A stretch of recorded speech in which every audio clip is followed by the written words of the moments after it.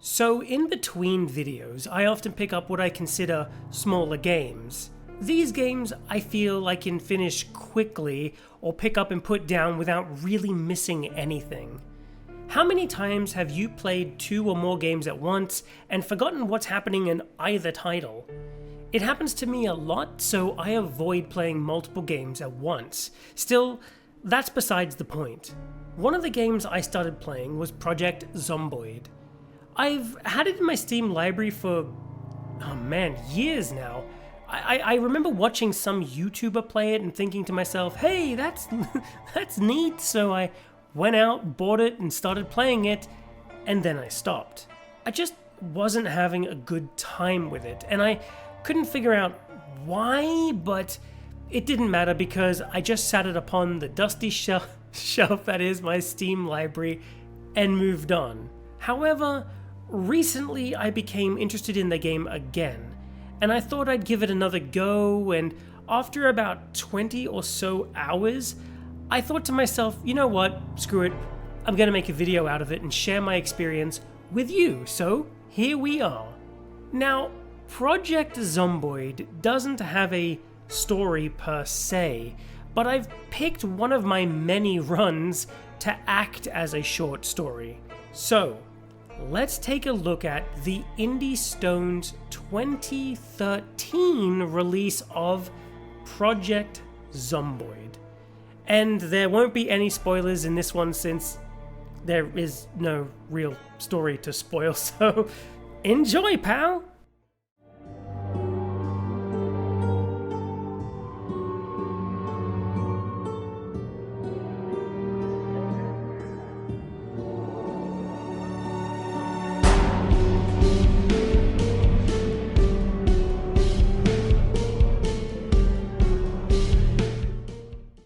In 1984, a band called Miami Sound Machine released the album Eyes of Innocence. On this album was a song called Dr. Beat. The song itself went on to be a smash hit for the band and an earworm for all who listened to it. Why am I bringing this up? Well, I bet you didn't know that that song was based on a real person, and by real person, I of course mean a character from a video game. You see, the band members traveled through time and actually watched this very video. They loved it, the story of Dr. Beat so much, and returned back to the 80s and wrote the song Dr. Beat as a tribute to their favorite video game character. This is the story of Dr. Beat and how she died. I don't know why I sounded so cheerful saying that. Anyway, the undead had risen. At first they thought they could contain it from spreading, but no. This is the Nox event. The US Army have blocked off the entire area, nobody in or out. Dr. Beat knew she wasn't going to survive just staying in her house alone. She had heard the news to just stay inside, but it wasn't going to cut it anymore. She had to try and escape to safety. After looking around the house and evaluating the situation, she thought her best course of action was to gather what little supplies she could, fill up her car, and drive somewhere remote.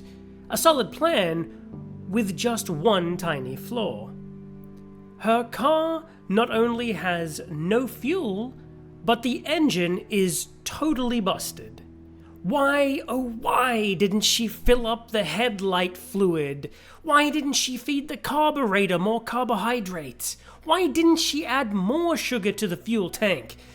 Dr. Beat had all the time in the world before this outbreak occurred, and I guess we just never do the things we should until it's far, far too late. Damn! It was time to improvise. The neighbor had a car, so Dr. Beat made her way over to that car. It wasn't unlocked, so she had to head inside the house to look for the key. After dealing with a few zombies outside, Dr. Beat tried the front door and a side window. Sadly, both were locked. But what wasn't locked was the front window. The very moment she cracked the window, the house alarm went off. The ear-piercing siren rang out across the neighborhood, alerting hundreds of undead who were now quickly descending upon the house. Dr. Beat abandoned her search for the neighbor's car keys and took off running in a random direction. She had no idea where she was going or what to do next. The only plan she had was to put one foot in front of the other as quickly as possible. Eventually, she made her way to a lake and followed it downstream until she felt as though she had lost the undead. A pier made a good stopping point because, to Dr. Beat, that seemed like civilization was close, so she made her way down a path, killing some zombies along the way until she spotted some small houses in the distance.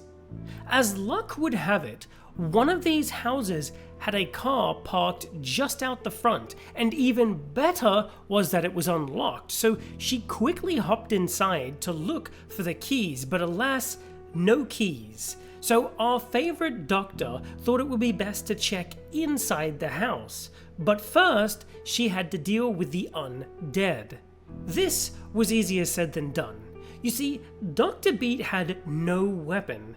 Sure, she had her fists of fury and could prescribe a daily dose of knuckle sandwiches to any zombies, but it wasn't going to be enough, especially when 2, 3, or more shambling fools wanted a bite of the Dr. Beat pie. What in the world am I even saying right now? Oh, anyway, she was essentially unprepared for true combat, so at that moment all she could do was run, hopefully leading them away from her target destination, and if she was lucky, pick off 1 or 2 or maybe 3 of them. It took what felt like hours, but in time Dr. Beat was able to kill a few undead and even take a little rest in the woods.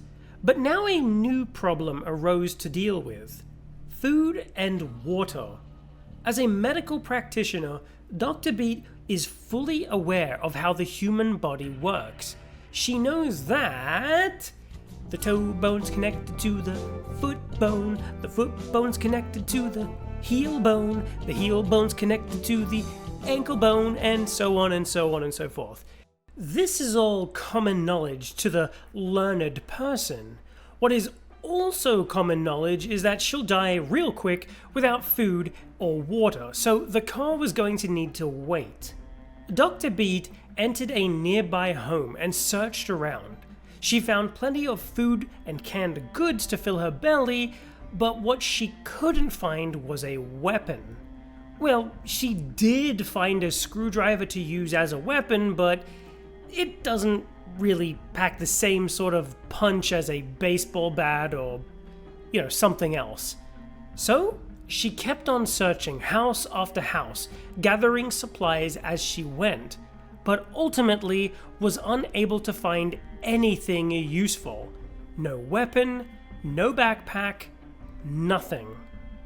Her search had taken her further and further away from the house with the car, and it would take her even further as on one of her many house ransacking quests, she stumbled upon a mighty horde of the undead, and with no real weapon to speak of, she once again was forced to flee.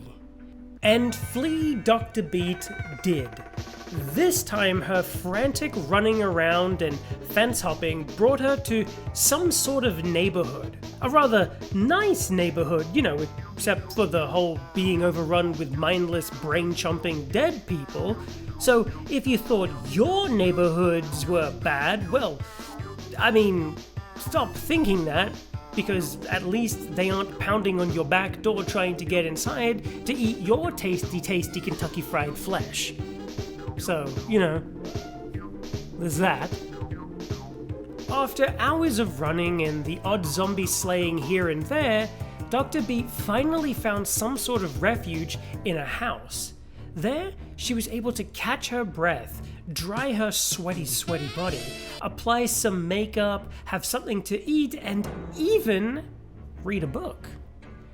Once she was ready, she started her search around the house, and this is where her luck finally began to change. Inside the house, she was able to not only find a duffel bag to carry around more things in, but the greatest weapon ever created, the crowbar. Nobody knows who created it. Some say it was some random bloke out there, but me? I believe it created itself. It willed itself into existence to one day bring world peace. When this day comes is unknown, but maybe, just maybe today was that day. For now, this fabled bent piece of solid metal was grasped firmly in the hands of Dr. Beat, the second greatest doctor to ever live. Why second, you asked? Well, because Dr. Beat is such a good sport that she willingly gave up the top spot so others could have the chance to be number one. I mean, what a class act. With crowbar in hand and duffel bag on back, Dr. Beat began making this house a home by going E1M1 on all the zombies in the vicinity. Oh yeah, that's right, I'm bringing back the E1M1 joke. You know you missed it, don't lie. After bringing the pain and then the cure for said pain to all those within proximity, Dr. Beat once again struck upon gold. And no, this wasn't another crowbar she could duct tape together in order to make some sort of dual crowbar. No, although that would be pretty neat. No. She found another car. She hopped the fence and slowly approached the car. Sadly, it was locked, so she turned her attention to the nearby house. After sneaking inside and finding a new jacket to wear, she found what she was looking for, the car keys. Dr. Beat ran back outside with a spring in her step. She got in the car, put the keys in the ignition, and it had no fuel. Rats! Well, she got out of the car and went around to the front to lift up the hood, or bonnet if you're fancy like myself, to see if this car was even worth driving. And it was. This car was in almost perfect condition. This day was getting better and better. Not only did she have plenty of food and water, but a weapon, backpack, and a safe bed to sleep in tonight. And now she had the perfect car to drive to the countryside and perhaps even into peace. All she needed was some fuel and a container to carry it. Dr. Beat knew she was going to need to do some searching. She passed by some cars on her frantic run here, but couldn't remember where they even were. But even if she did know where they were, she didn't have anything to put the fuel in, so this was going to be a long search. She loaded up the trunk, or boot again if you're fancy like myself, with tons of supplies because she knew that in her search she'd find even more supplies that would, well, there'd be things that she'd want to take with her, so she wanted to take as much as she could and didn't want to be weighed down, so yeah, after she offloaded everything she had, she began her search. Going door to door and searching houses took a lot of time. The good doctor, my personal favorite doctor in fact, found a few interesting items, like a new and improved backpack, but surprisingly, still no fuel or container. She did find a massive group of zombies. They tried their best to explain the health benefits of being one of the undead, but Dr. Beat was having none of it and laid the WWF SmackDown Just Bring It style. Aside from the backpack, she did find plenty of supplies like food, water, books, and so on. These items would serve well in the future, but right now they aren't much help. After exploring a small homestead, Dr. Beat not only found a set of car keys, but the truck to go along with them. She hopped inside and tried to start it up, but the undead owner belly flopped out the window to stop her. Thankfully, it was nothing the god-tier weapon that is the crowbar couldn't handle. Sadly, the truck proved useless, so Dr. Beat moved on. Pushing through the neighborhood and searching around each house was time-consuming, and eventually fatigue was catching up with the doctor. She found a somewhat safe house to stay in, and after reading a few books she picked up along the way, she turned in for the night as the rain began to pour. A storm was coming. The next day was mostly uneventful. More zombie slaying and house searching, but still no sign of fuel or even something to put it in. And that's when it dawned on her. She was searching the wrong places. Up until now, she'd been searching random houses, and she'd looked through bookcases, wardrobes, medicine cabinet, and fridges. But, and I don't know if you're aware of this, but normies don't put their fuel canisters inside their fridges like us hardcore gamers, those savages. They also don't fill them up with Mountain Dew Baja Blast like we do. They, and try not to faint here, but they fill them up with Mountain Dew for cars, or again as the normies call it, gasoline. Oh, fancy. They also store it inside their garages. So that was what Dr. Beat had to search. No more of these upper-crust suburban houses without garages. As the rain began to pour upon her, she pulled out her map and began searching for the closest house with a garage. There was one nearby, but it was surrounded by the undead, so she headed to the next closest. All it required was hopping over a rather tall fence. As she leapt over, a zombie lurched out of nowhere, and without warning, Dr. Beat took a swing in panic and missed. The zombie grabbed her, wounding her. After beating the zombie to death, she checked her wound. Whew, it was just a scratch. She bandaged herself up and continued on.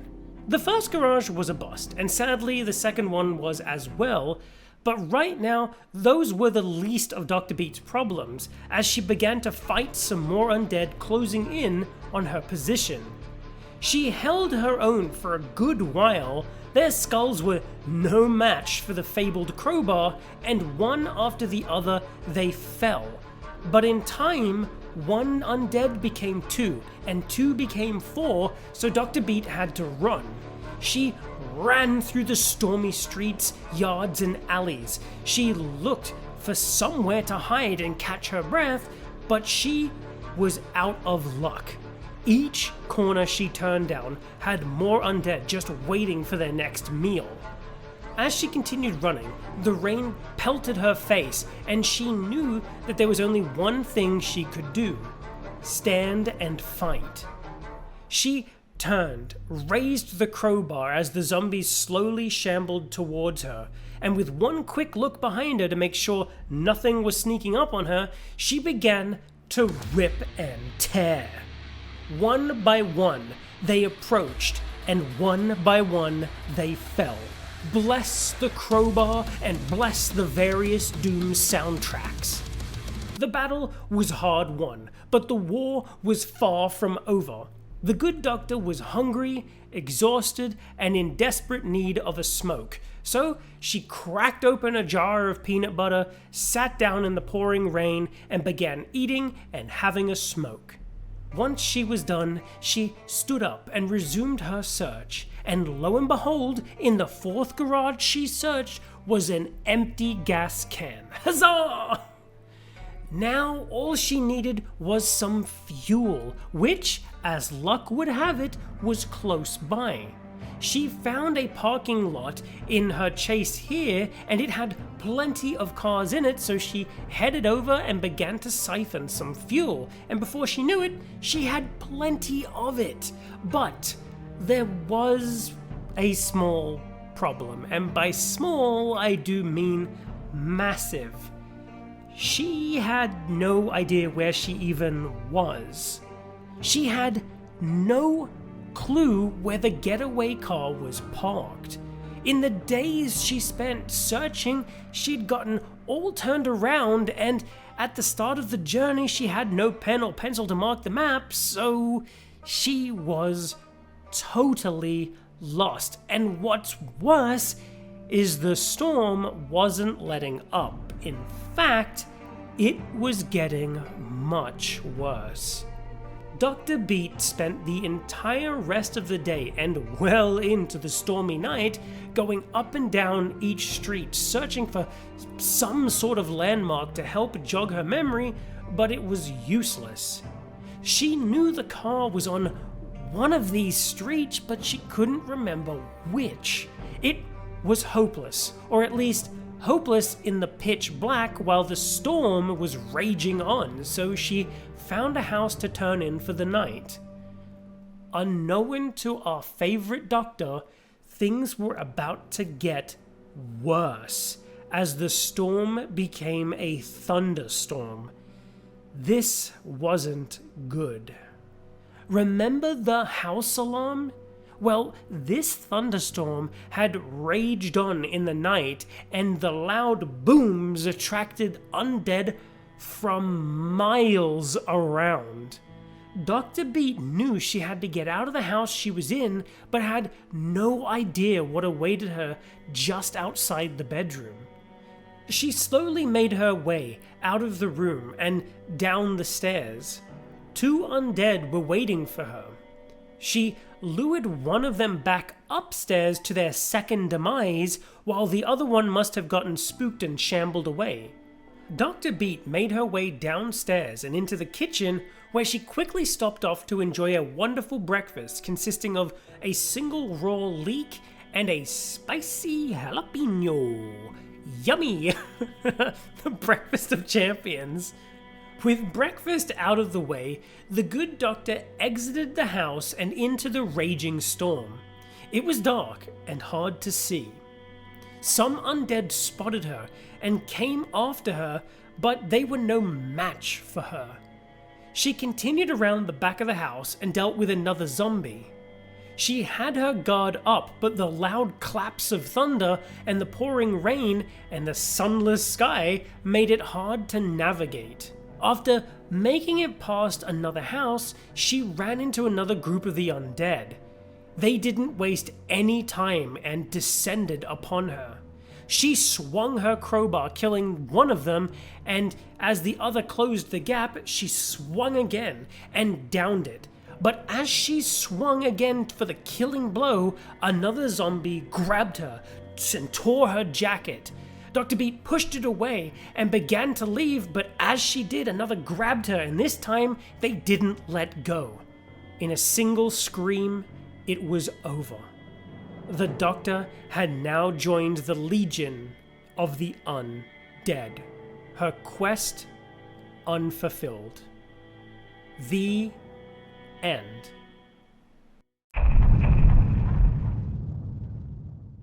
Haha! Bet you weren't expecting that one, were you? The story thoughts. Okay, well look, listen. The truth is, I don't want to be silly and break down my own story, like I kind of did with Potato.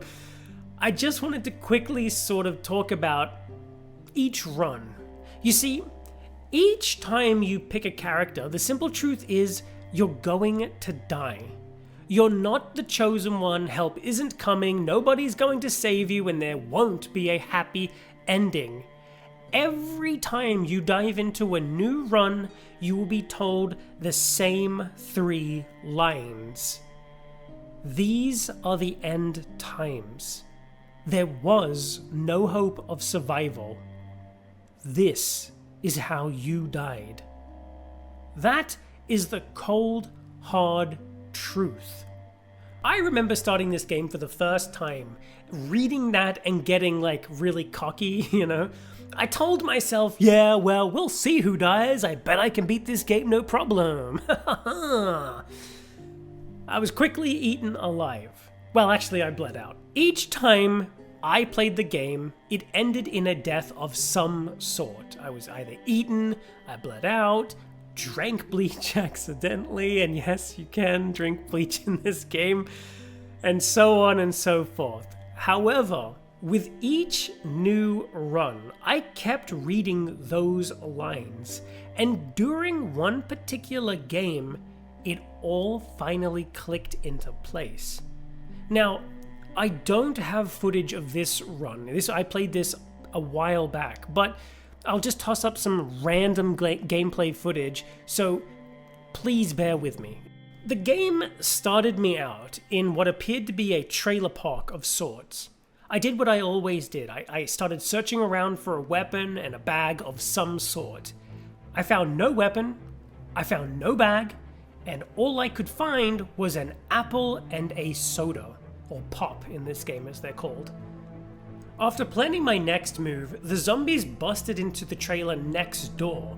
Normally this wouldn't be such a big deal, but that particular trailer had an alarm on this run. This alarm triggered, and all the zombies in the area just started to swarm in. They busted into each and every single house in the surrounding area, including my own. I didn't have time to think, just act. A zombie busted into one of my windows, and I dealt with him, but now all the exits were blocked, so I had to leap out the now broken and only safe window. I cut my hand upon leaping out, but I couldn't stop to deal with the issue because the entire area was just thick with the undead. I took off running in a random direction, looking for any way to shake the horde. The only option was a nearby forest, so I just ran into it, praying I wouldn't bump into a zombie behind a tree. I kept on trudging my way through until I felt I was safe, and I stopped. I sat down, took a quick breather, and tended to my wound. I had to rip up one of my own socks to create a makeshift bandage. It was crude, but it did the job. I checked the map to see where I was and what was close by as a storm began to roll in. Sadly, there wasn't anything around me, so I felt it was just best to continue in the same direction I was originally going in, so that's what I did. I walked well into the night as the storm continued to rage on. I was getting cold, hungry, thirsty, and tired, so I drank the can of soda and ate the apple. I didn't want to take the chance of sleeping in the middle of a forest, and since I couldn't really see anything, I had no idea if any zombies were around or if it was even safe, so I just kept on walking until dawn. As the sun rose, I checked the map again and noticed a path was close by. I figured if there was a path, it had to lead to something, so I walked to the path and just picked a direction and followed it. Eventually, I found my way to some sort of radio station, I think. I was saved, or so I had thought. I circled the perimeter and spotted at least 3 undead. I slowly made my way inside, luring each zombie out one by one and crushing their heads with my foot. Inside the small building was a bottle of water and a simple hoodie. But if you can believe it, there was also a gun inside this building, but sadly, it had no ammunition. I had nothing to eat, and I still had no real weapon or clothes, but at least I had a roof over my head for the night, so I slept. The next morning, I went in search of food. I continued in the same rough direction I was going in until I actually found a road. The road was long, and the undead were thankfully few and far between, but they were still around. Eventually, as the sun began to set, I found a dirt road splitting off from the main road and what appeared to be some sort of gas station. It was my lucky day. Sadly, there were about 6 undead to deal with, but after some very slow work, I was able to pick them off one by one and make my way inside the gas station. And when I was inside, the hope of food, water, and salvation was quickly shattered when I learned the place was just abandoned and empty. No food, no water, no luck. The light of day was now gone, and I was about to turn in for the night on the dirty hardwood floor when a single undead fell through an open window. Fear took over and my fight or flight response just kicked into high gear. I rushed over, quickly got him to the ground, and was trying my best to crush his head in, but the fatigue, hunger, thirst, and pain from my wound were all taking their toll, and I found it really hard to deal the fatal blow. Just then, another undead came through the same window, and then another right after it. I knew I couldn't deal with all three, and I took off running, out of the building and down the dirt road. It was pitch black, and I couldn't see a thing, but what I could make out were a few other abandoned, rundown homes and a whole mess of undead surrounding them. Eventually, after ducking through some houses and hopping a fence or two and backtracking a little bit through some nearby woods, I was able to lose my pursuers. I snuck into a house, looked around for anything, but found nothing. So I climbed to the second floor of the building, put my back to a broken window, and spent the entire rest of the night just looking at that doorway, praying and nothing came through. There was no way on earth I was going to sleep. Eventually, dawn came, and I was able to take a quick look at the map and gauge my rough surroundings. It seemed I was in some sort of backwoods slum. Maybe at one point it was a nice, quiet area, but now it seemed the only people who called this place home were the homeless, addicts, or vagrant teens looking to smash windows, break walls, or spray paint tags. Still, I had no other choice but to search for food and water. My lips were cracked, my mouth parched, and my stomach screaming for just a crumb of something, anything.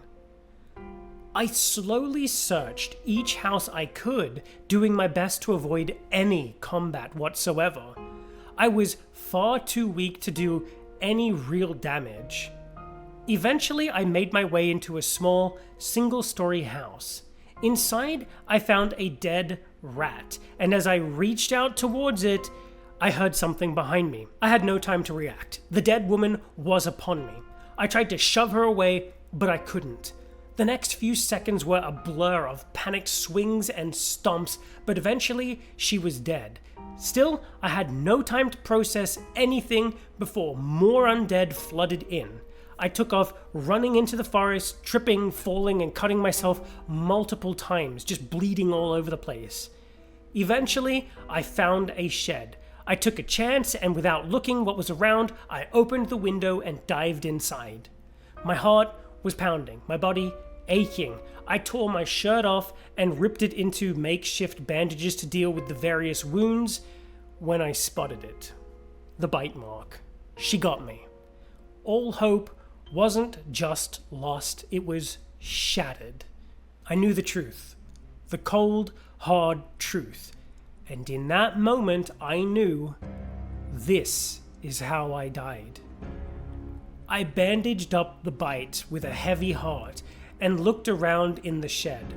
I found a pipe to use as a weapon, but nothing else.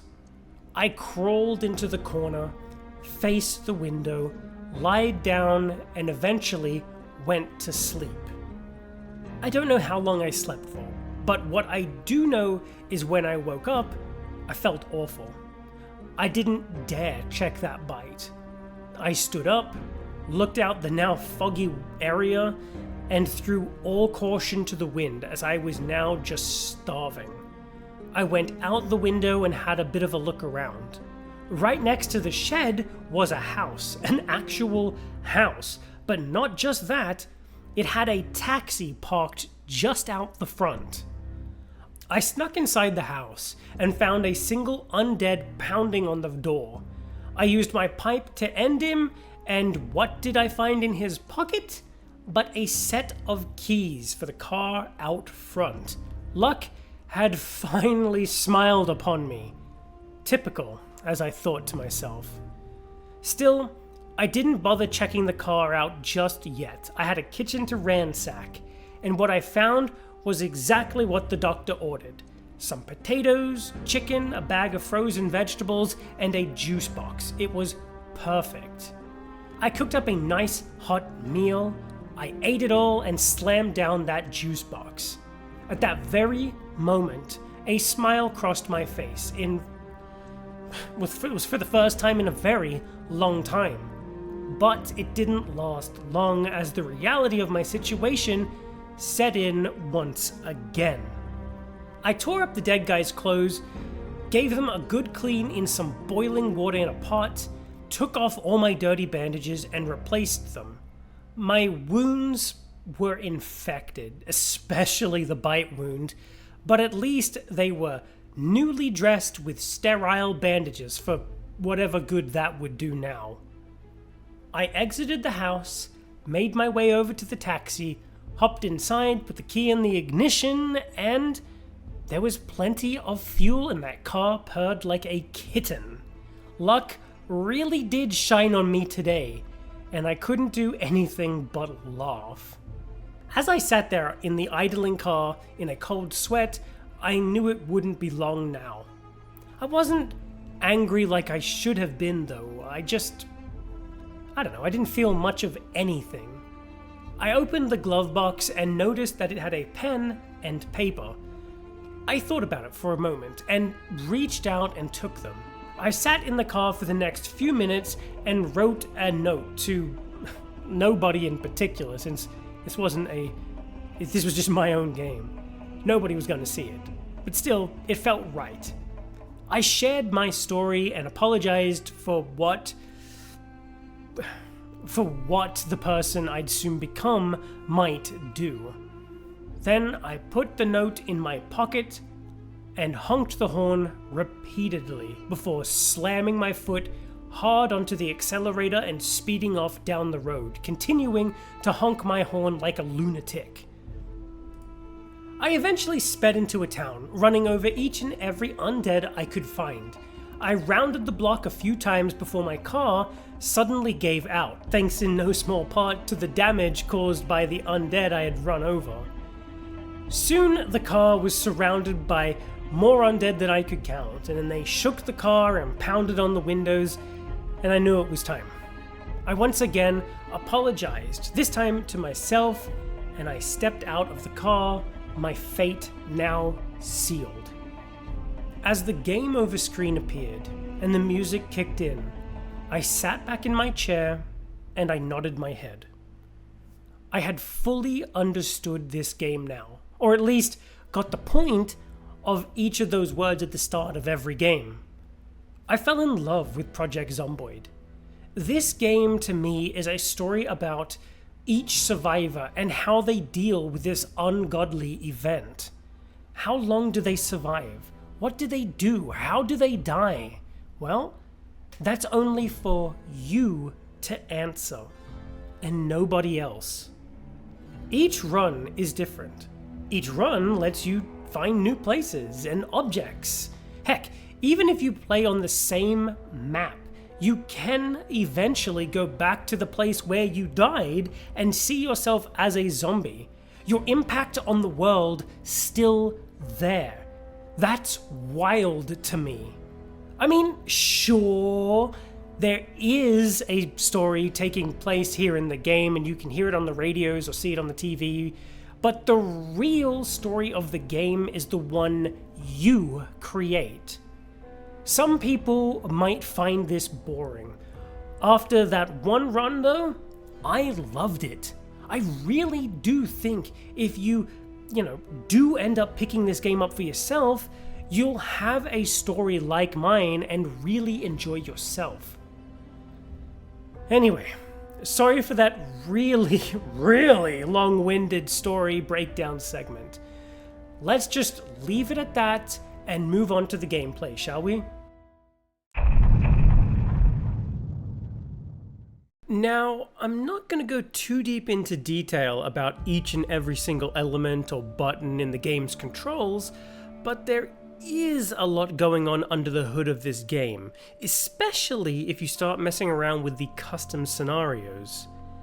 I'm just going to do what I always do and talk about the combat, music, and so on, but if you've played this game before and I miss out on something or screw something up, I apologize in advance. I'm no meta gamer, and on top of that, I'm just not very good at the game, even with close to 100 hours, so please take any advice I give with a pinch of salt. General movement is pretty standard stuff. WS, A, and D to move around, press or hold the E button to interact with various objects in the world, spacebar to stomp, right click to ready your weapon, left click to use the weapon, jog or sprint with control, and full sprint with the Alt key. Please don't get confused by these two different run keys like I did. I thought the Alt key was just a simple auto run button, but it wasn't. It was like a full sprint button, and I was confused why my character was just running out of breath so fast, and it turned out that was the reason. Now, the basic controls out of the way, let me bring up a slight problem I personally noticed. I found that using the E key to interact with the world is slightly cumbersome at times. It's pretty hard to explain without actually playing the game and seeing it for yourself, but the game works on a sort of grid. Think of it as a D-pad movement, if that kind of makes sense. Sometimes I found myself running away from zombies or just running back to my house after a long day of scavenging, and when I would get to the door, well, my fingers were already both on the W and D keys, so I found it tricky while pressing those two buttons to hit the E keys. So I don't know why I found it so clunky, but I did. I found using the mouse button to interact much easier, but you might notice from the footage that I ended up doing a strange hybrid between the two. Sometimes I'd just hit the E button, sometimes I'd use the mouse. So yeah, I guess what I'm trying to say here in a weird roundabout way, learn the keys and find out what works best for you. The game does have some freedom when it comes to controls, like, and I'll bring this up a little bit later, but you can mix items within your inventory by hand, or you can use it through, do that same thing through the crafting wheel to do it automatically, so that's pretty nice. Also, an added side note is that, well, this might be crazy, but there are a lot of menus here, and those menus are almost Mac-based. Not that that's a bad thing, mind you, it's just something I noticed, like the close and minimize buttons are on the opposite side to what it usually is on a Windows-based operating system. It threw me off at first because I'm just not used to that. But from what I understand, Mac doesn't get a lot of support when it comes to gaming. So if this game was built on a Mac with Mac players in mind, hey, that's cool in my books. Also, a shout out to all my Linux subscribers. I know that there are a few of you out there, and you've all been to, well, I say all, but a lot of you have been to my live streams, so you know exactly what I'm talking about. So, you know, since I'm talking about Mac, I thought I'd send a little bit of love your way as well. Because, you know, we all use different operating systems, consoles, and hardware brands, but there is one thing we can all come together and agree on, and that is games are freaking awesome and we love them. So, there you go. That's the controls out of the way. Let's move on to combat, shall we?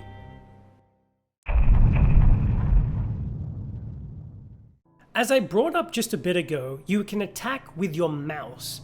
you hold down the right click, and that readies your weapon of choice. Oh, great, now I've got that song stuck in my head. Anyway, once you've got your weapon ready, you press the left click to swing the weapon. It's pretty simple stuff. Now, speaking of those weapons, you've got plenty to choose from makeshift weapons to guns, and each of those things come with their own ups and their downs. So, very quickly going over the types of weapons you've got in this game, you've got axes, short blades or long blades, short blunt objects or long blunt objects, spears for all you Morrowind fans, and firearms and explosive weapons. There are plenty of methods of destruction, and it's all up to you what you want to do. And if that wasn't enough, you can even use your own Fists of Fury. Well, sort of. You can't actually swing punches, but you can push your enemies around Matchbox 20 style. And if you manage to shove them hard enough, they will eventually fall to the ground, and then you can just stomp their skulls in. So, yeah, you can't really level up your fists or pushes. It's just a fallback means of attack if you've got nothing left. So please keep that in mind. You can level up anything else, but just not your fists. Now, I can't prove this next bit is true. If it's not, I do apologize. But while playing, I kind of noticed that some weapons create different sounds while fighting. So, for example, if you hit a zombie with a crowbar, it's going to make a different loudness than hitting them with a meat cleaver.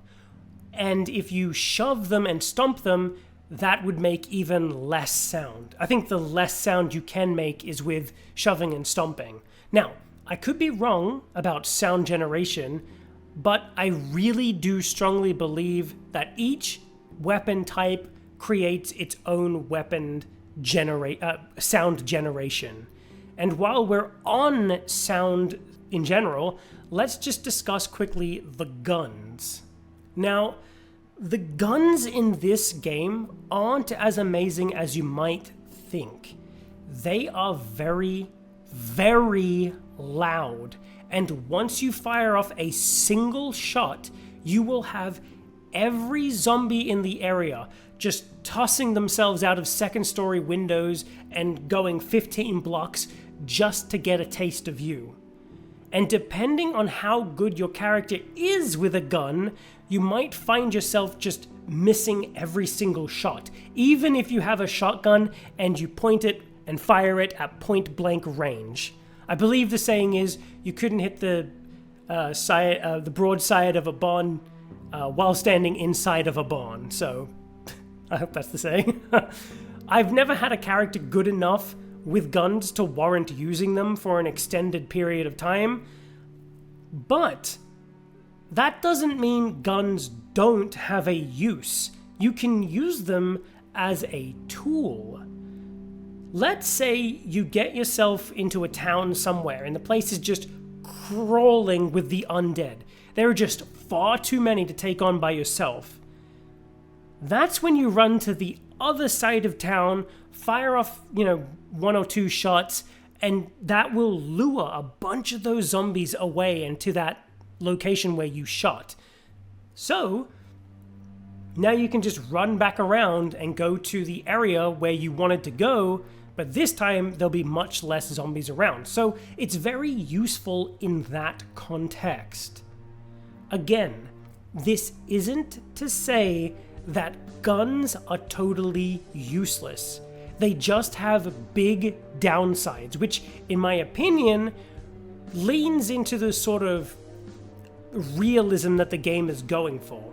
Yeah, okay, I mean, how realistic are zombies in general, but if they were real and they did respond to sound, well, yeah, firing a gun which is loud, that's just, it's not going to be the best. And I also don't think that everybody in this world could nail headshot after headshot after headshot. So, yeah, what I do like about this game, actually while on the topic and also slightly off topic, if you do enjoy thinking about weapons and zombie apocalypses, I highly recommend picking up a book called The Zombie Survival Guide by Max Brooks. I'll put it up on screen right now, so everybody's on the same page. I found it in a bookstore years ago, and while I normally didn't read books for various reasons, like dyslexia, and I have terrible eyesight, I actually have to wear reading glasses, but with this one book, I found myself just sucked into it. The concept of the book and the genuine thought put into it is it's unreal. So again, if you like zombies and you like the idea of how to even survive a zombie outbreak and where you should go to hide or what weapons and armor and things you should wear, I cannot recommend that book strongly enough. So there you go. Anyway, back to the topic at hand, combat and weapons. I personally enjoy long, blunt weapons, such as the crowbar. So let's use that as our example going forward. Once you find a crowbar and start swinging away, how effective it is comes down to your stats. You aren't going to be as effective with it if you don't have points invested into long blunt. But if you continue to use it and stick with it, over time, you'll get better and better the more zombies you kill with that weapon. I love these RPG mechanics. They really do add a lot of flavor to the game. But skill isn't the only factor in this. Your overall physical and mental health plays a rather strong part of combat. You see, as you play the game, you'll encounter various things that will either raise or lower your mood. Mostly lower. In fact, I think they all lower except for one. If you're hungry or tired, you're not going to have the same strength you are if you were, fully awake and so on. Your swings will be slower and just have less impact. And let's say you're in perfect health and go into combat. Well, the longer it draws out and the more you swing that weapon around, the more fatigued you'll become, which again has the same drawbacks as just being really hungry and sleepy. You'll just not be good. To counter this effect, you'll need to break away from combat, go and have a sit down, catch your breath, maybe have something to eat. I really love this about the combat. It makes it really brutal. You aren't some sort of super soldier just running around, just crushing skulls and killing 500 zombies at once. No, you're just a regular person. Now, combat isn't as unforgiving or complex as I might have made it sound. You can take down like 10 zombies in a row, and you can blast your way through a horde, even if you're dying of thirst or haven't slept all night. But you will have a tougher time doing so. You'll learn pretty quickly what your own personal limits are, and when to engage or disengage from combat, or just avoid it as much as possible. You can also learn to utilize your surroundings to help level the playing field, if a little bit. For example, fences, doorways, or windows. Some fences are too tall for zombies to deal with, so you have a sort of safety net, or to counter that, some fences are small, which will not only slow down the undead, but cause them to tumble and fall. This will either buy you enough time to escape, or give you an advantage in a fight with multiple enemies. Since they're exposed, you'll have an easier time dealing a fatal blow, but be warned, they are not helpless. Even when they're down on the ground, they can lunge forward and possibly even knock you down. So, it's up to you. Risk and reward. I do like the combat in this game. It does take a little bit of getting used to, but once you've got it down, like I said earlier, you'll begin to learn your own limits and what weapons work best for you and so on and so on. Now, what I will say is well, this is something I wanted to bring up earlier in the general movement section, but it's more combat related, so I wanted to move it here instead. Combat can sometimes be a little bit clunky. I know a lot of vets of Project Zomboid might laugh at me and say it's just user error, bro, or something like that. But there have been quite a few times when, in combat, my character will miss a swing. Now, before you say it's something like a low accuracy skill or something like that, it's not exactly what I mean. See, in combat, you need to aim yourself towards the enemy. It's simple stuff. But every so often, I swear, a swing will go, like, I'm aimed right at the enemy, and I'll swing, but the character just aims wrong. It's hard to explain without experiencing it firsthand. The strangest but best example I can give is whenever you play like a modern XCOM game, sometimes you'll get silly moments where an enemy is like so close to you it's licking your face, and you aim your gun at it, and you've got like a 99% chance to hit the enemy, and then you fire the gun, but your character just shoots the gun off in like a random direction, and you're just sitting there like, what the hell? What? I've had that happen a little too often to feel like it's user error. But hey, listen, I'm willing to admit fault, and maybe I am just aiming poorly, or maybe it's a hidden stat somewhere, like kind of like dice rolls, do you know what I mean? Like Morrowind, when you sometimes will swing a weapon, and even though you're swinging a weapon directly through an enemy, the dice roll just says you're not hitting the enemy. So it could be something like that, and if it is, I will fully withdraw my statement and everything. But I still wanted to warn people just in case it is a buggy piece of gameplay and the controls are just a bit janky. So you've been warned. In Project Zomboid, you don't really have a story, so to speak. I mean, yes, there is a backstory and lore within the world that is going on as you play, but it doesn't have a traditional story. You just spawn into the world and create your own story, as I've covered earlier. However, what this game does have are different playstyles and challenges for you to play around in. Playstyles are pre-built modes the game devs have created, with the survivor playstyle being, I guess, the default experience. And then there are challenge modes for you to test your skills in. But where the real fun comes into play is the ability to customize your own playstyle. You can tweak all sorts of things. There are so many settings to mess around with. And you can tweak those to get the best or worst gameplay experience you want. To say that there are a lot of things to mess around with is just an insane understatement. I personally do enjoy the more default survivor playstyle, but with a few minor changes here and there. For example, I'm not a fan of zombies respawning after 72 hours. I turned that off completely. I love the idea of slowly taking back areas of the map, which is insanely huge, by the way. It's just, I don't know, it's just fun for me to like work, clear each house and the surrounding neighborhood, and just feeling like I've built up a safe zone, even though I really haven't. I also like to limit how the virus spreads.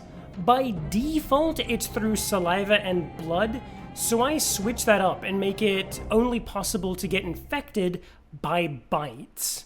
I love that classic zombie movie feel, Slow, brain-dead zombies who hunger for flesh, and if they happen to bite a living person, it's pretty much game over for them. That's cool to me.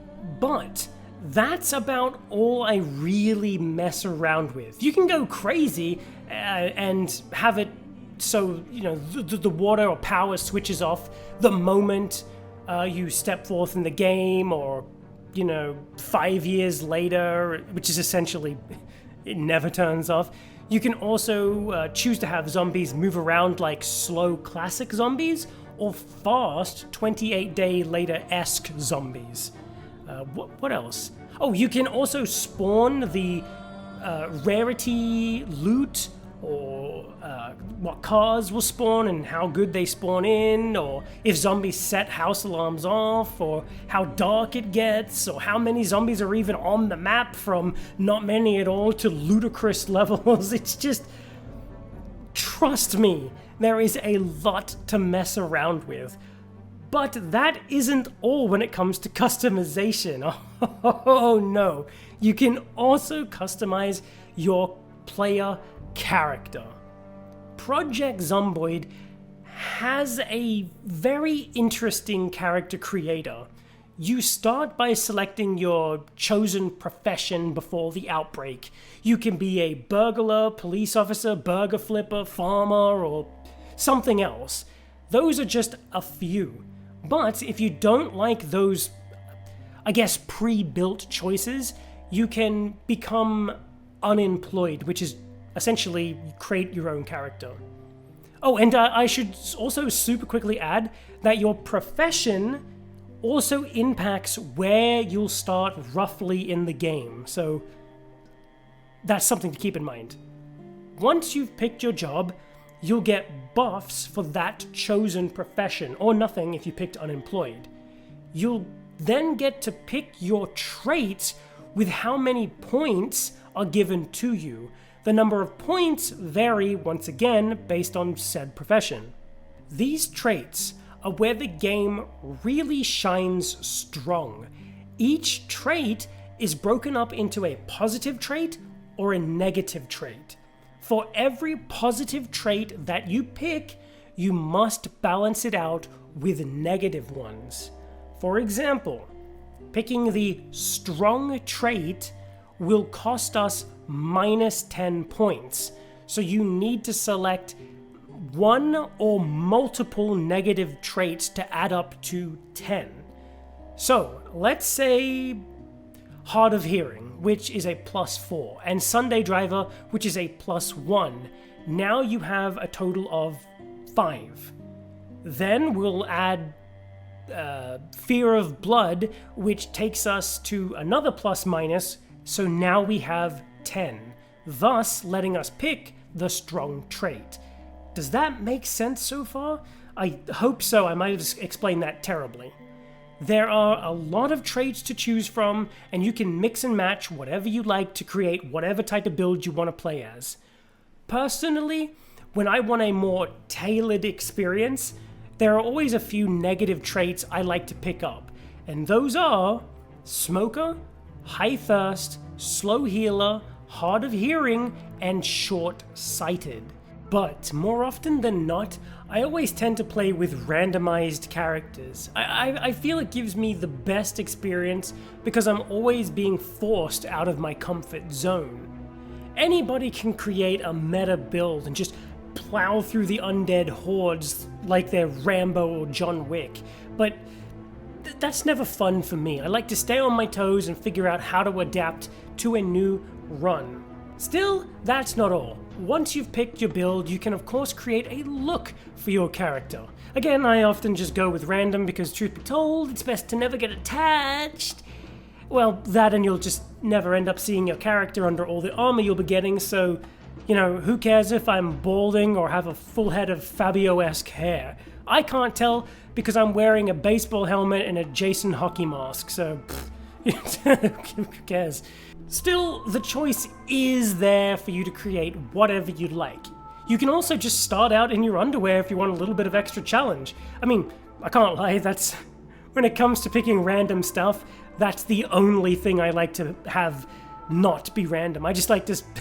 I think it's fun having no protection, you know? Role-playing that you just stepped out of the shower or something. So, yeah, there you go. Girl, look at that body. Girl, look at that body. Girl, look at that body. I work out. Girl, look at that body. Girl, look at that body. Girl, look at that body. I work out when I walk through the spot. This is what I see. Everybody stops and they're staring at me. I got passion in my pants and I ain't afraid to show it. Show it, show it. I'm sexy and I know it. I hope that doesn't get taken down. Okay, let's move on to music. Oh, Lord. Alright, I'm not gonna lie. I heavily debated on even putting the music section in because, truth be told, the game doesn't have too much music, and what little music it does have doesn't play very often, and that is a good thing. Project Zomboid is very audio focused. This isn't the type of game you can sit down, kick on some lo-fi beats, and play for a few hours. No, this is the type of game where you sit down and focus on.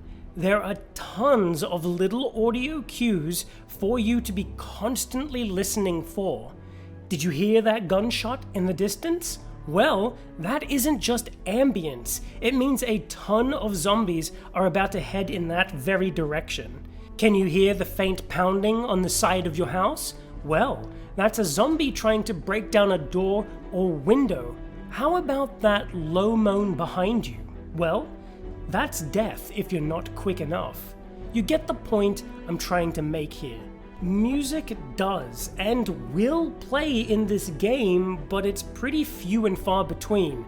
For the most part, you're listening to silence, and I enjoy that. It's oddly refreshing to just enjoy the peace and quiet in a zombie game. Just a zombie apocalypse, and I'm just, finally, I can get some peace and quiet around here. But aside from that, is the music that does play pretty good? Well, yeah, at least I think it is. I sadly can't get my hands on a lot of the songs since I can't really find any official soundtrack. And I know that there are more songs than what I'm hearing, but what I do hear and what does kick in, it tends to be just the same 5 or 6 songs and maybe 2 or 3 more when battle kicks in. I can't speak for everybody here, but I really would love it if the devs sold the soundtrack, at least on Steam, because I'd pick it up in a heartbeat. That's how much I do like the music, or what little of it does play. I really do enjoy it. The tracks are very moody. They really, if you'll forgive my pun, give life to the undead apocalypse. It's strange to explain, but they capture the feeling of hopelessness, emptiness, and also true terror and dread when all the things start kicking off. Each track is hauntingly beautiful and well made at that, and from what I can tell, is made by somebody called Zach Beaver, and he's 16 years old. Can you believe that? 16! He was 16 at the time of making the music for this game. Do you know what I was doing at 16? Nothing. That's what I was doing at 16. Do you know what I'm currently doing at 35? Nothing. Well, apart from making these videos, and that counts. At least to me that counts, but still, what an accomplishment. However, it should be noted that Zach doesn't compose for the game any longer. I couldn't find any exact reasons why he had left, but the soundtrack is now being currently worked on by Amin Haas, or Haas. I hope I got that name right. Apologies if I didn't. Regardless, the soundtrack is fantastic, and I would recommend it for a listen in your free time. However, there is one song, one bloody song, I just have to call it out. I can't tell if it was done on purpose or as a joke, but there is one song that starts out with this low thump sound, and I don't know the name of it. I can't find it. Well, hopefully I can find it, and if I do find it, I'll put the name of it on the screen. But this song, I'm not sure if it's just me, but every single time it happens, I pause, wait for a moment, and when the other beats kick in, I'm like, oh, phew, that was just the song. No undead Avon rep knocking at my door. Just are Avon reps even a thing anymore? Is Avon even a thing? Am I old? No, it's the children that are old.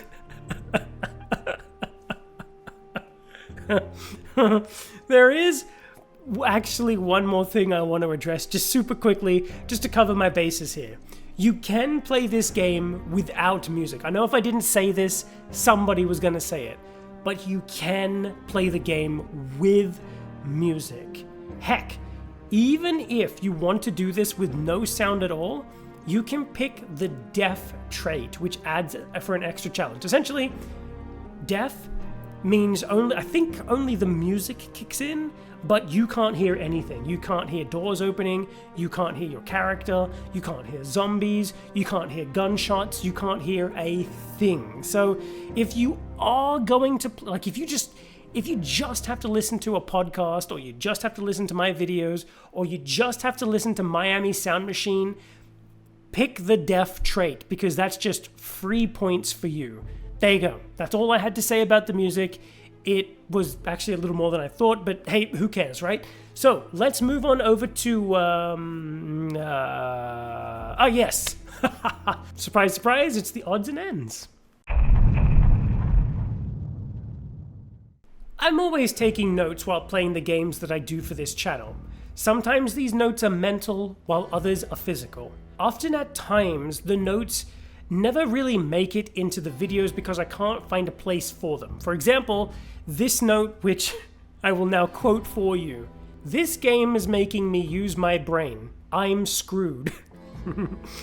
Powerful stuff right there. I am truly a wordsmith. I've said this before, but I'm kind of sick of just leaving these little notes out of my videos. So I like to toss all my random thoughts and those notes into this section. So from now on, that's what I'm going to do. So let's start with my earlier note of using my brain. A lot of games that come out specifically over the last few years, don't really explain things to you, the player, at all. They are there to make you think and use common sense, or what is more often the case, just going online to a wiki. Project Zomboid isn't much different. Sure, you do get a basic tutorial, and there is an in-game help section if you need it, but I found that for the most part, I'm always just figuring things out for myself. How do I treat a specific wound? How do you switch seats in a car? What really makes a good weapon? What can I cook and eat? What tools do I need to build things, and where can I build those things? Again, a lot of these questions can and will be answered with the in-game help system, but a lot of the questions aren't. And truthfully, I believe that's for the best. Sure, maybe you could and would rather have all the knowledge, and that's perfectly okay. I would highly recommend watching a Let's Play or keeping the wiki handy if you like that. But I rather enjoy learning as I play, and I feel like it really adds to the immersion. I mean, how many of you really know how to sew, or change a car tire, or what is and isn't safe to eat or drink? And if it isn't safe to drink or eat, how do you make it safe, or at least safer? In this sense, it gives each character a personality, because maybe you'll find yourself in need of water, and you'll need to figure out how to catch rainwater and purify it. You're learning as the character is, if that makes sense. A lot of this is also context-based. For example, if you've got nails and a hammer and a plank of wood, you can right-click on a window and you'll be given a new choice, and that is barricade. And likewise, if you right-click on a barricaded window and have something to pry those planks off with, you'll be given another prompt. But if you don't have one or any of those things, you won't be given the choice at all. So let's say you've got everything you need, but you're missing one nail, the choice won't appear. And it's the same for planting crops, building, cooking, and so on. So prepare to use your brain a little bit while figuring out how to play the game, but don't be scared off. It can be rewarding to figure things out for yourself. Another great way of figuring things out is, thankfully, objects are labeled. For example, if you can eat it, then it's labeled food. If you can cook it, then it's cooking.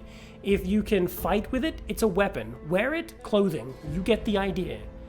This is very helpful, but sometimes useless. For example, yarn. Oh, yarn. It's labeled as a material, meaning you can use it for something. I thought it would be used to repair or create new clothes or something like that. I picked up and carried around, that's the correct way of saying that, every piece of yarn I found, thinking, oh, I'll find a use for this. But as it turns out, nope, it has no use, not at least now anyways. There are a handful of objects like this, so just keep that in mind when you're playing. So the next thing I want to talk about really quickly is the crafting menu, or crafting wheel if you want. From here, you can create some objects, but not all objects. It's a little complicated, but you'll get used to it over time. Now, in practice, this is great. Very helpful, 10 out of 10, would use again, A++++.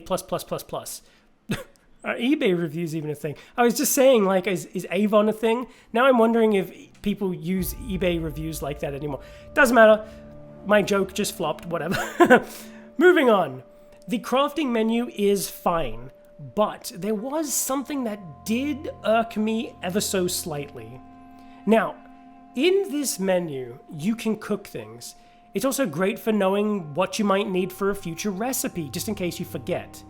How this works is, if you have the items in your inventory, you can craft it in the menu, and your character will just automatically use what's needed. So far, so good, but it gets better, because you don't need to have the required objects in your own personal inventory.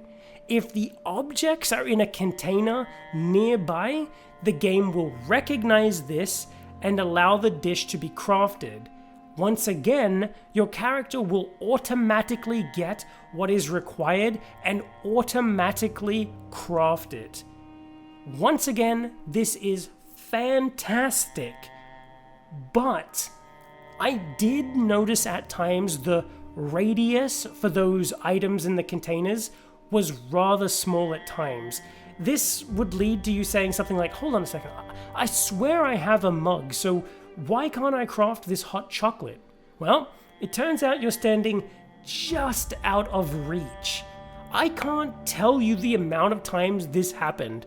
For the most part, it works like a dream, but I wish you could, label your own containers as food cooking or something like that, and then while you're within the house with that label, the game will just pull from that container. You know what I mean? Like, or heck, just increase the radius, I guess. Just make it bigger.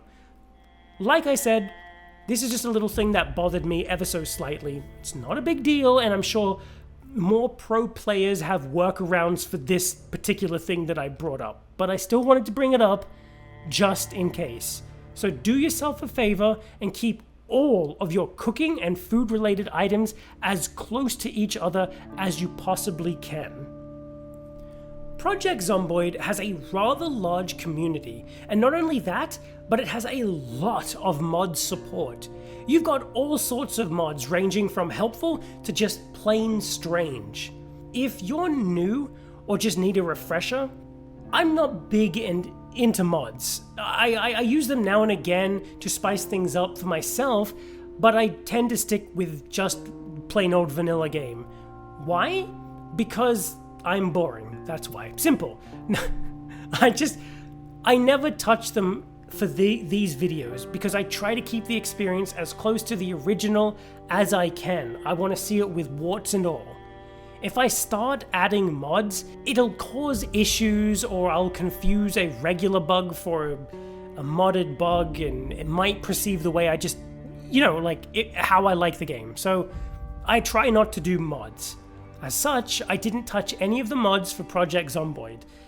I also haven't even remotely gotten sick of the default game yet, so I can't comment on how awesome each and every mod is, But regardless, I wanted you to know that the game has full mod support just in case you cannot live without mods. But mods isn't where the fun ends. Oh no, this game has co-op, so you and a friend can play together in a world created by the both of you. And this, added with the ability to customize the gameplay modes, I mean, you could just go buck wild.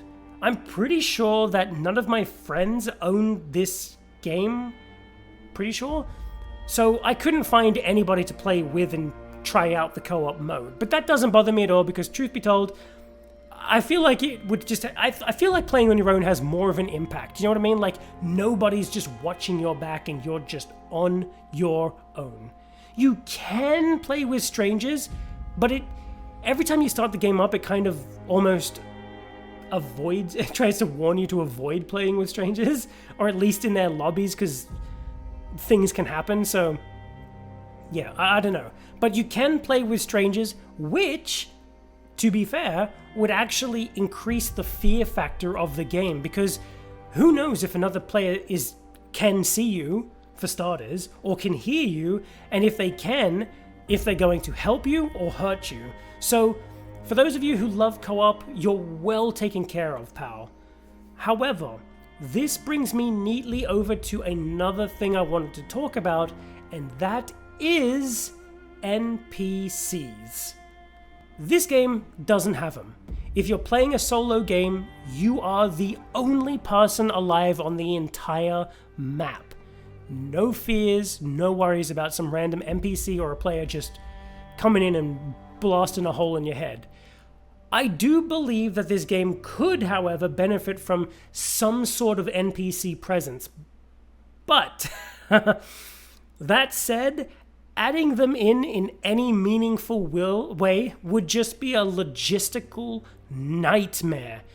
Having the game keep track of hundreds or thousands or even more zombies plus NPCs doing whatever they're doing, yeah, I can totally understand why NPCs aren't in the game. Still, like I said, I really do think the game could benefit from them in some way. Knowing that that distant gunshot or scream is not just a random sound that could pull zombie in, imagine if there is somebody there. That's cool. You're in a town, you're searching for comic books when bang, a gunshot rings out somewhere a few blocks to your left. You know somebody needs your help, so you quickly weigh your choices. Are they, friend or foe? Do they actually need help? And if I do help them, can they reward me? Or should I kill them and take their stuff? Do I just wait for the zombies to finish them off and then step in and take their stuff? Maybe it's just me, but I think it would be fun to just, and a little bit funny, if I'm honest, if you're just, inside of a store and next thing you know you hear honking and then you turn and see some NPC just speeding down the road, mowing down the undead. I don't know. It could just add some flavor to the game, but I think what the devs were going for is that other players are the NPCs. You know what I mean? It doesn't matter. I made a note about the NPCs and I wanted to discuss it regardless. Anyway, that's it. Time for my final thoughts. Right, listen, I'm going to cut straight to the chase here and fully acknowledge that Project Zomboid isn't and won't be for everybody. I can see people disliking this game from the moment it starts and never having the same sort of breakthrough I did. If you like games with a story, one that is told to you as you play, that has a beginning, middle, and end, then maybe this game just isn't for you. It has flaws, and it is rough around the edges here and there, but overall, it's solid. Now, I should bring up that this game is in early access, and it has been for a long time now, but that doesn't change how well the game is and how fantastically it's put together. What it means is that they're still improving and bettering the game. When you buy Project Zomboid, and you think it's just going to be an early access game filled with bugs, you couldn't be further from the truth. Now, I have no doubt in my mind that a lot of hardcore players will probably laugh at my video and say I have no idea what I'm talking about. And you know what? They're right. I suck at this game. All my complaints might actually just boil down to a lack of skill and or knowledge. But I actually love that. I love being terrible at video games. There's something wonderful about taking down a horde of zombies and then breathing a sigh of relief knowing that you survived that, rather than just mindlessly killing them down because you know how to do it and you've got all the best stats and weapons and so on and so forth. I like the struggle this game gives me at times.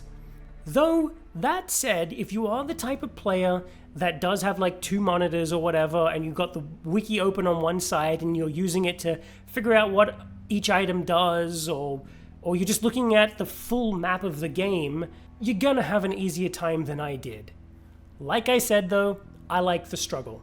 I liked carrying around that yarn, that damn yarn in my pocket and saying, oh, yeah, I'll figure out what it does. Eventually. Now, and I can't believe I'm gonna say what I'm gonna say, but my video most likely isn't going to make a strong first impression of this game. I don't know if you noticed, but it's really hard to convey how this game controls and how good or bad you will be at it. So I do recommend maybe watching a Let's Play of the game, or maybe if there is enough interest, I can stream it for you and we can all just have a good time and a good laugh and create dumb characters and so on and so forth. Do I think you should play Project Zomboid? Yes. I think all the pros outweigh all the cons, that, at least the ones that I've brought up. Yes, it's in early access, but that doesn't mean it's, some game in rough production like I said. I've never encountered any bugs or crashes or anything like that. It really does feel like a full released game that just continues to be updated. The price of the game is $19.99, at least on Steam. You can of course grab it on sale, but I want to say that even at 20 buckaroos, the game's a steal. I've put almost 100 hours into the game, and if you ask me, it was worth every cent in that $20. Give it a go. Play it with mods or don't. Play with some friends or don't. But I do think you should at least try it out. Anyway, I've actually said all I wanted to say, so this final thoughts segment is rather short, and that's okay. It never needs to be long. So, let's just move on and let me thank all the members of this channel. And I just want to let you know what's coming up, okay? So here we go.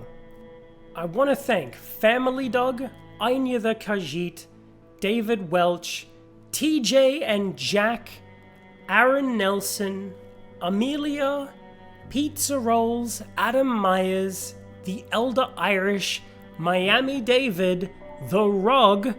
This one's cut off, hang on a second. I'm doing this live. Hold on, it's, wait. Okay, here we go.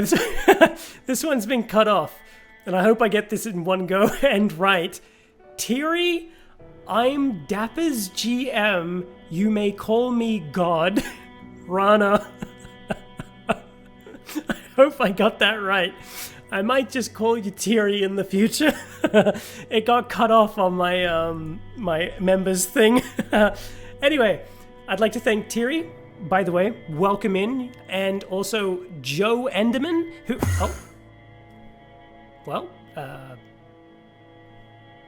Joe just disappeared. Okay, thank you, Joe. And finally, Leaves on Pavement. You have all gone above and beyond. Truly, I do mean that. You felt like not only did I earn the comments, the likes, the support in general, but you felt like I've gone above and beyond, and that you wanted to join and support me that way. So thank you very much for joining the Lycan colony. So again, thank you very, very much, but not only just you, but everybody.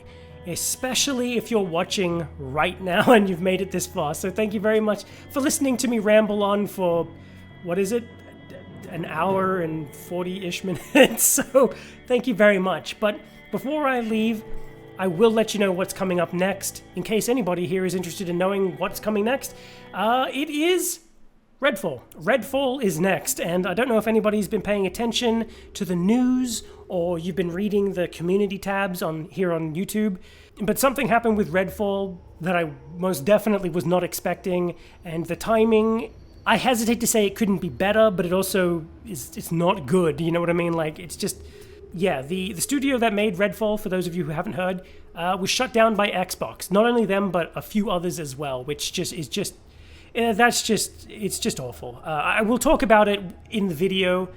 I won't go through it here now, but that's the video coming up next. So I'm going to be very interested to see how people react to the Redfall video. To be completely honest with you, it could go one of two ways. I'm either going to get acceptance or I'm going to get completely blasted. But hey, I'm trying to be honest. It's my honest opinion. And you'll have to wait a few weeks before the video comes out. So I will see you in the Redfall video. But until then, pals, I wish you nothing but the best of luck in your life. And I wish you nothing but happiness and good health. So until then, peace out, pals.